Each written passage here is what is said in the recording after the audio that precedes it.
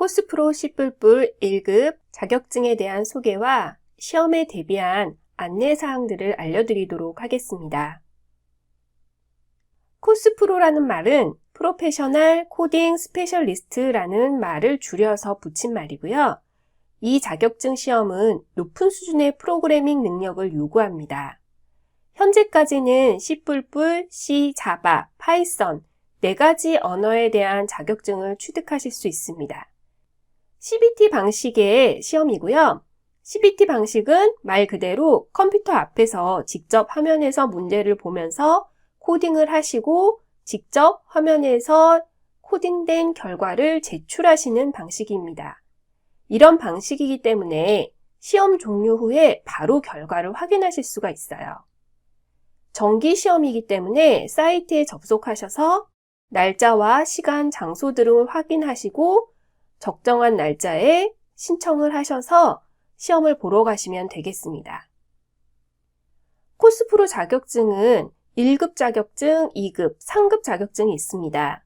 그 중에 저희가 함께 공부할 자격증은 1급 자격증이죠.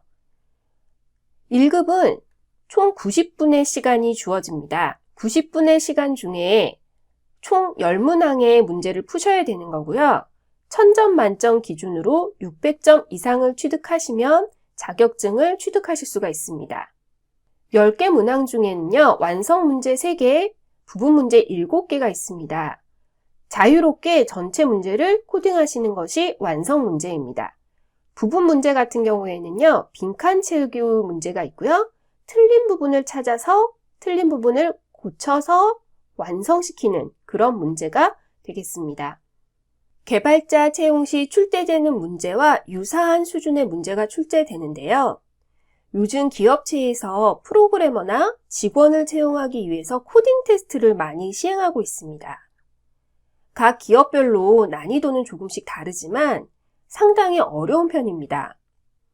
이 기준에 맞춰서 출제되는 코스프로 1급 문제도 역시 쉽지는 않습니다. 프로그래밍 능력을 향상시키고 싶으시거나 기업체의 채용 테스트를 준비하고 있으시다면 코스프로 자격증에 도전해 보시고 공부해 보시는 것도 도움이 되실 거라고 생각합니다. ybmit.com에 접속해 보시면요, 이런 시험에 관련된 사항들이 있고 이곳에서 시험 접수를 하실 수 있습니다. 우선 코스프로에서요, 코스프로 소개를 한번 보겠습니다. 코스프로 소개를 보시면 하단에 코스프로에 관련된 간략한 안내가 있고요. 시험 화면 구성 예시가 있습니다. 이거 잠깐 이따가 살펴보겠습니다. 앞서 말씀드린 것처럼 정기 시험 일정이 있으니까 확인하시고 원하시는 날짜 선택하셔서 시험을 보시면 되겠습니다. 가장 하단에는 등급별 세부 평가 항목이라고 있어요. 어느 정도 수준의 문제가 출제되는지 이해하시기 위해서요. 그냥 참고적으로 한번 읽어봐 주시면 좋겠습니다. 이제 상단에 시험 화면 구성 예시 버튼을 눌러 보겠습니다. 시험 화면 구성 예시는 실제로 코스프로 시험장에서 보실 수 있는 화면이 예시 형태로 나와 있어요. 이거 꼭 확인을 하시고 숙지하시고 시험장에 가시면 시험장에 가셔서 당황하지 않고 시험을 더 잘 푸실 수 있을 겁니다. 시험 화면 구성 예시를 클릭하시면 이런 화면을 보실 수가 있어요. 왼쪽에 문제가 있고요. 오른쪽에 소스 코드를 작성할 수 있는 에디터 창 있고 하단 오른쪽에 실행 결과, 버튼은 저장기로 코드 초기화, 실행, 코드 저장 이렇게 4가지 버튼이 있습니다. 왼쪽 상단에 보시면 문제를 선택할 수 있습니다. 문제를 선택해서 푸실 때 1번부터 10번까지 순차적으로 푸시는 게 아니고요. 문제의 내용을 재빠르게 읽어보시고 쉽고 빠르게 풀 수 있는 문제부터 푸시기를 권장합니다. 문제를 읽어보셨는데 쉽게 풀리지 않을 것 같아요. 아니면 접근하는 방식이 금방 생각나지 않으신 경우에는 빨리 다음 문제를 푸시는 게 유리합니다. 코스프로는 시간 제한이 있는 시험입니다. 한 문제에 너무 많은 시간을 할애하시면 정확하고 빠르게 풀 수 있는 문제를 시간이 모자라서 못 푸시는 경우가 생겨요. 시간 제한이 있다는 걸 잊지 마시기 바랍니다. 왼쪽에 보시면 문제 설명이 있습니다. 문제 설명은 이 스크롤바가 오른쪽에 이렇게 생기거든요. 이게 작은 화면이기 때문에 문제 전체 설명이 다 들어가지 않습니다. 요 작은 화면에 있는 게 전부라고 생각하셔서 문제를 푸시면 틀리실 수 있습니다. 스크롤바를 모두 다 내리셔서 하단까지 내용을 다 숙지하시고 문제를 푸셨으면 좋겠습니다. 오른쪽 상단에는 에디터입니다. 빈칸 채우기일 경우에는 이 에디터에 이렇게 빈칸이 나타나요. 한 줄 변경이나 전체 코딩하는 문제 같은 경우에는 에디터를 자유롭게 좀 사용하실 수가 있습니다. 이 에디터는 저희가 일반적으로 사용하는 컴파일러 에디터랑 조금 다릅니다. 헬프도 없고요. 자동 완성 기능도 없습니다. 그렇기 때문에 우리가 시험을 대비해서 문제를 풀어보실 때는요. 자동 완성 기능이나 헬프를 사용하지 않고 문제를 푸시는 연습을 좀 해주셔야 됩니다.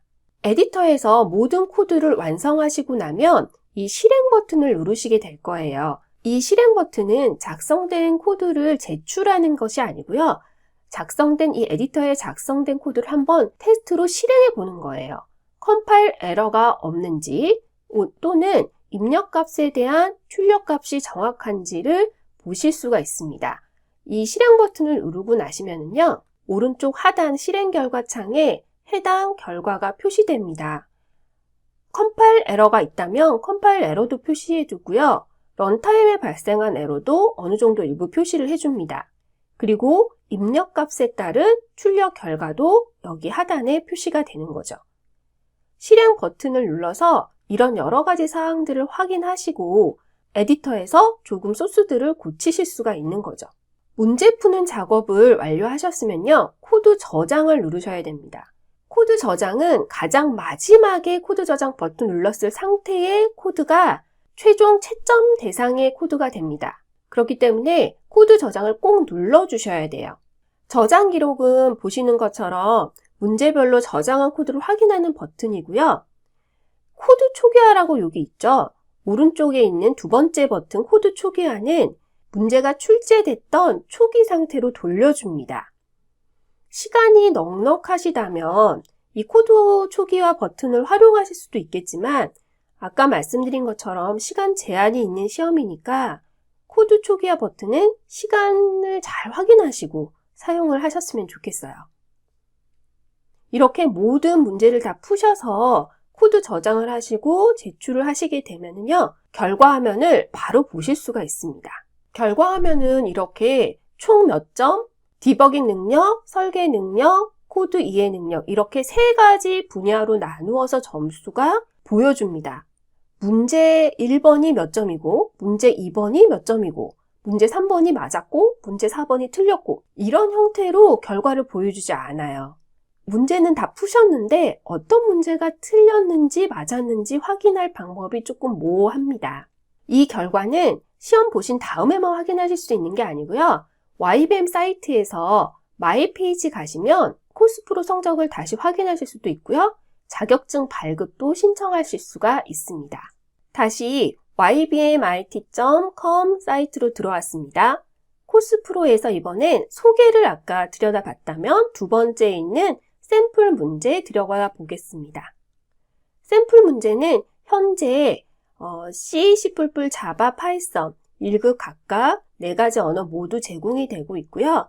지문은 아까 보셨던 시험 구성 화면의 왼쪽에 있었던 문제 설명에 해당하는 텍스트 파일입니다.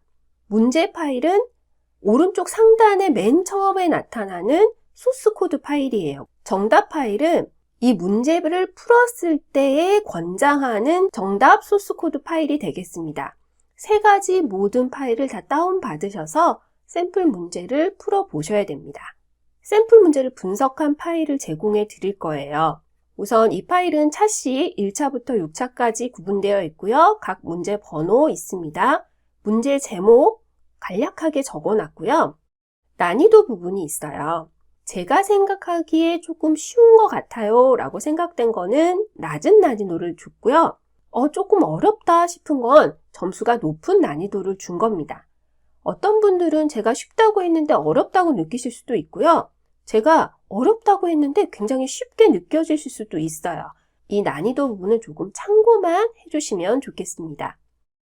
각 문제별로 이 문제가 빈칸 채우기인지 전체 완성 문제인지 한 줄 변경 문제인지 구분해 두었습니다. 코스 프로 문제들 중에는 특별한 알고리즘을 알아야 풀 수 있는 문제들이 있습니다. 인강에서 이런 알고리즘을 간단하게 정리하고 알고리즘에 기반해서 문제를 풀어 드릴 겁니다. 필요할 때마다 알고리즘에 대한 설명을 드리긴 할 건데요. 설명드리는 내용뿐만 아니고 연관된 알고리즘을 조금 더 스스로 공부를 해보셨으면 좋겠어요. 그래서 관련 알고리즘, 어떤 문제에 어떤 알고리즘이 적용이 됐는지 참고하시라고 적어두었고요.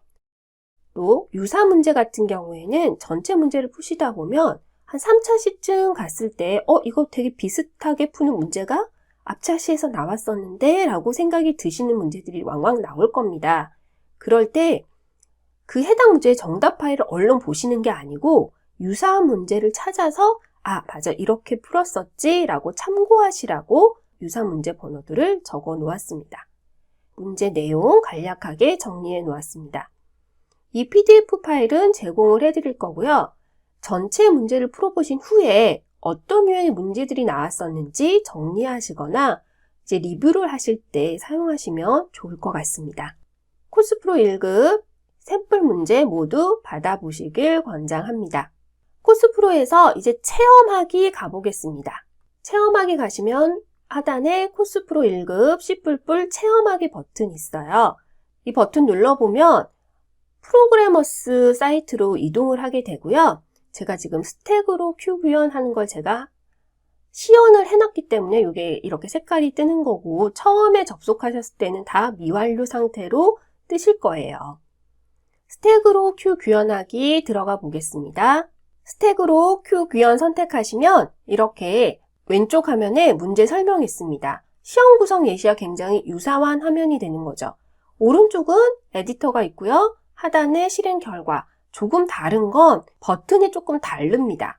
대신에 이 코드 실행이 하는 역할은 되게 유사해요. 그리고 저장하기 대신에 제출 후 채점하기가 있는 겁니다. 그래서 여기서 연습을 좀 하시면 시험장 가셔서 그 환경에 좀 더 익숙하게 시험 문제를 푸실 수가 있겠습니다. 앞서 말씀드린 것처럼 문제 설명에 이렇게 스크롤바가 있어요. 쭉 내리시면 이렇게나 많이 밑에 내용이 있습니다. 이 내용들을 전체적으로 빠르게 파악하시는 게 중요하고요. 연습을 하시다 보면 금방 하실 수 있을 겁니다. 오른쪽 상단에 코드 넣어 놓았는데요. 제가 일부러 여기 비워 놨습니다. 이렇게 비워놓은 상태로 제가 실행 결과 여기 표시된다고 했잖아요. 코드 실행해 보겠습니다. 코드 실행하면 이렇게 에러가 발생해요. 제가 여기다 코드 넣어 볼게요. 제가 일부러 지금 틀리게 코드를 넣었거든요. 코드 실행해 보겠습니다. 컴파일 에러가 아니고 뭔가 다른 에러가 난 것 같지 않으세요? 런타임 에러입니다. 그래서 제대로 된 프로그램으로 바꾸고 코드 실행을 하면은요, 이렇게 실행 결과가 나와요. 왼쪽에 보시면 예제가 일반적으로 나오거든요. 입력값에 대한 출력값, 이 리절트가 결과값으로 나오는 건데요. 이 4와 1이 나오면 맞다라고 하는 거예요. 여기 보시면 출력값에 4와 1이 나왔죠. 문제에서 제시된 입력값에 출력값이 있는데 이 출력값을 일치시키면 우선은 프로그램이 어느 정도 됐다라고 보실 수 있어요. 컴파일 에러도 안 났잖아요. 하지만 이 4와 1, 또 이쪽에 오른쪽 하단에 있는 4와 1이 같다고 해서 이게 정확하게 맞았다고는 장담할 수 없습니다.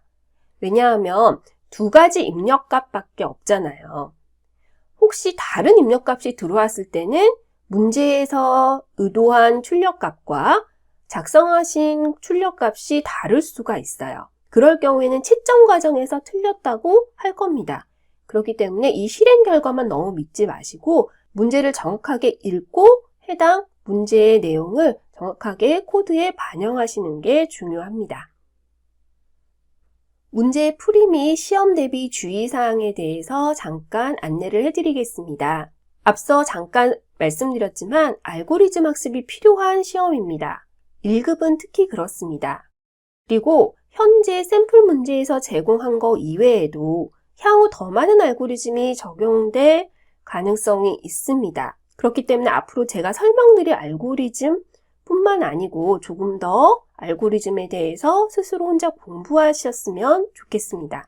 매개 변수의 사이즈가 큰 경우에는 시간 복잡도를 고려한 프로그램을 작성하셔야 돼요. 코스프로는 정확한 채점 규칙이 공개된 바가 없습니다. 하지만 여러 문제를 풀어보고 유출을 해보면요, 코드 자체가 똑같은지를 채점하기보다는 입력값에 대한 출력값이 동일한지를 기준으로 채점이 이루어지는 것 같아요. 거기다가 더불어 예상 실행 시간이 있습니다.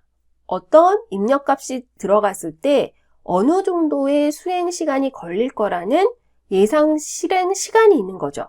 만약에 제출하신 코드가 그 수행 시간을 넘으면 틀렸다고 채점이 되는 것 같습니다. 채점 규칙이 공개되어 있지 않기 때문에 이렇다라고 확정적으로 말씀드릴 수는 없지만 체험하기 화면에서도요, 일부러 포문을 억지로 가운데쯤에 아무렇게 돌리잖아요. 그러면 틀렸다고 합니다. 시간이 초과됐다라고 하는 거죠.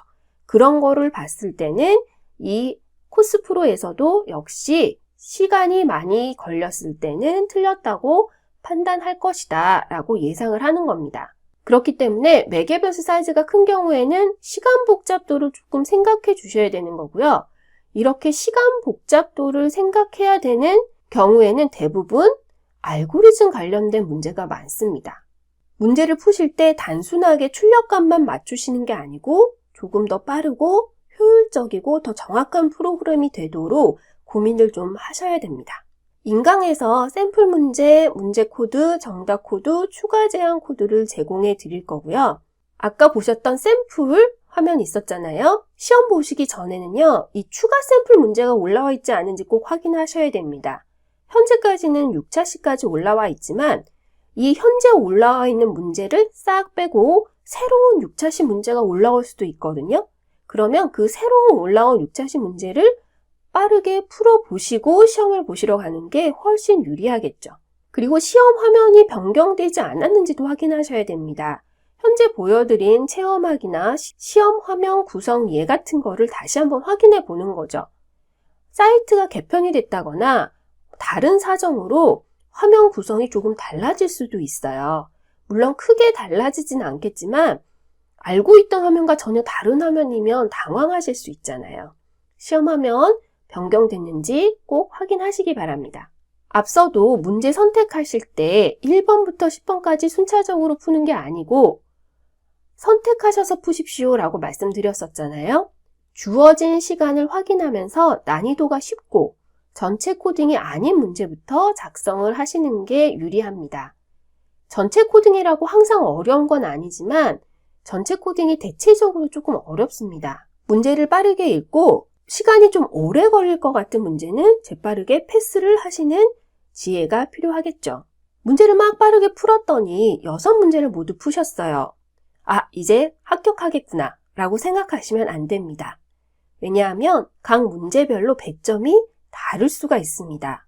6개를 모두 완벽하게 푸셨는데 600점이 아닐 수가 있는 거죠. 그렇기 때문에 빠르고 쉽게 푸실 수 있는 문제부터 먼저 푸시되 10문제 모두를 다 풀겠다라는 목표를 가지고 푸셔야 됩니다. 하단에 있는 2가지는 ybmit.com 사이트로 가서 다시 한번 설명을 드리겠습니다.